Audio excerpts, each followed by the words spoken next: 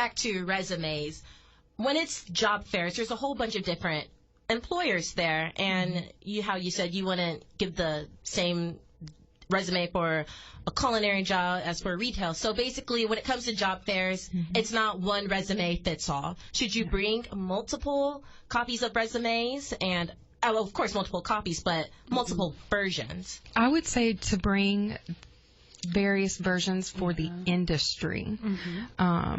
If you know ahead of time and you can do some research on the company, if, say, for example, if Career Source is having a career fair, or like we did at FSCJ, where we marketed the companies that were going to be in attendance on our website, for example.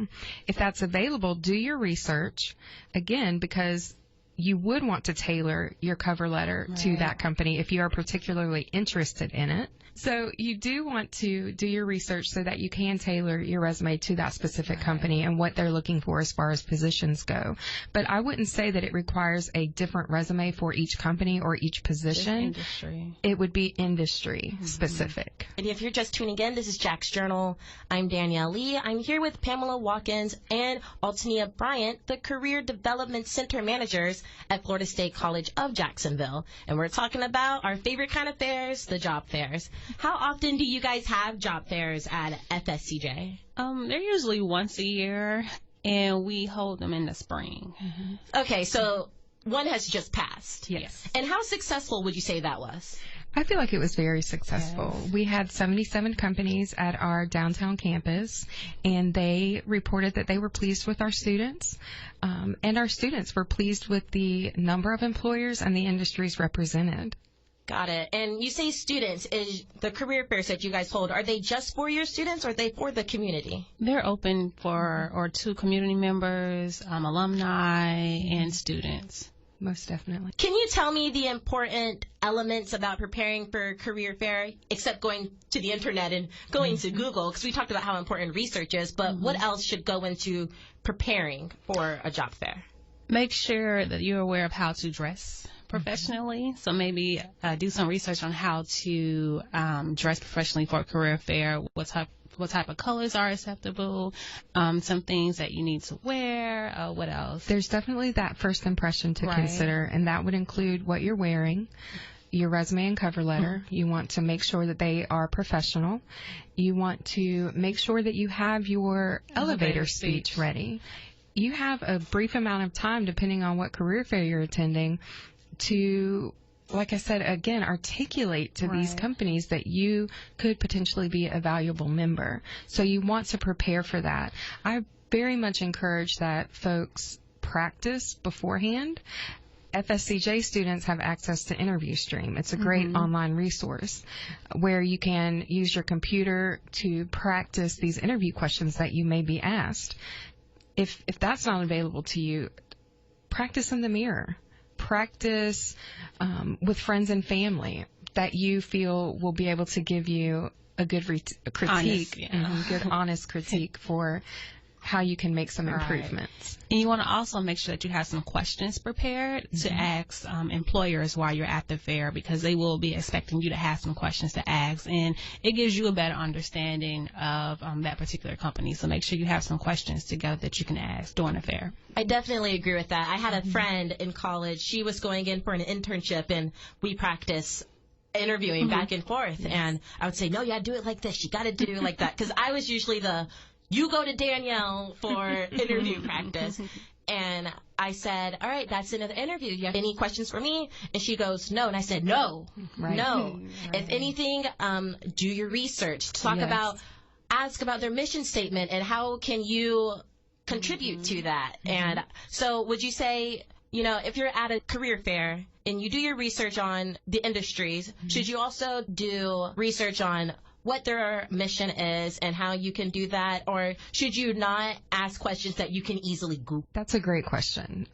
You want to stay away from questions that are readily available on their website, because it may make you appear to have not done your research when you're trying to give the other impression. You may, if they ask you what questions you have, you may bring up their mission statement and ask something more specific. How are you attempting to accomplish these goals, for example? Might be a way to bring that mission statement in. And then make sure to stay away from questions such as, what are the benefits and how much money will I make? Those are inappropriate. Those are questions that you usually ask once you get a job offer or something. Yes. You mentioned your cover letters, and I just want to go back to resumes. Objectives. Apparently, objectives, they mirror the job you are looking for. You hear good things, bad things about objectives. What do you guys think about objectives? There's definitely no right or wrong there answer is there. Not. It's all about preference. To me, I prefer summary of qualifications or summary of skills. Some people prefer objectives. But if you're going to do an objective, make sure that is Personalized. Not personalized, exactly. Not pursuing a job to be a nurse. What does that mean? Right. So you want to make sure that you elaborate more on your objectives. Got it. If you're going to use one. And if you're you mentioned internships earlier, you can indicate in your objective that you hope to learn from that experience. However, if you're at a standard career fair where you are seeking a career or a position, you want to indicate what you hope to contribute, and you want to keep your objective brief. I've seen objectives that are 5 and 6 lines long. It's just too much. Numbers indicate that people spend about 45 seconds looking at a resume. I was about to say that's so true. And your resume in general should only be about 1 or 2 pages. 2 pages at the most, but preferably 1 page. So you don't want to use half of your your resume real estate on an objective.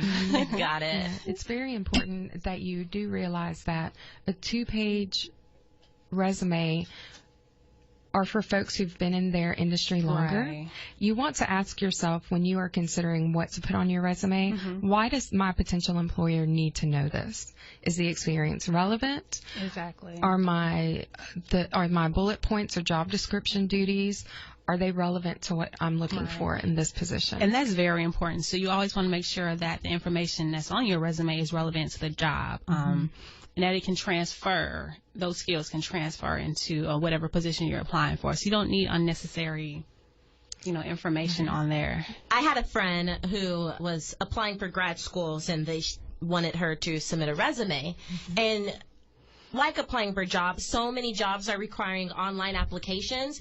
Is it okay to have a resume 2 pages long for that? Or you should always keep it 1 page? If needed. You have to consider the position that you're applying for. If it's an entry-level position, typically people who are applying for entry-level positions, their experience doesn't warrant 2 pages.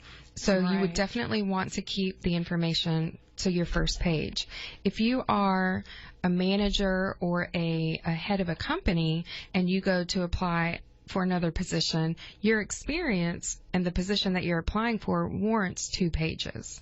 So there's no definite answer to that. And we get that question a lot. Yeah. There's no definite answer to that. 1 page, your safe bet if you are entry level.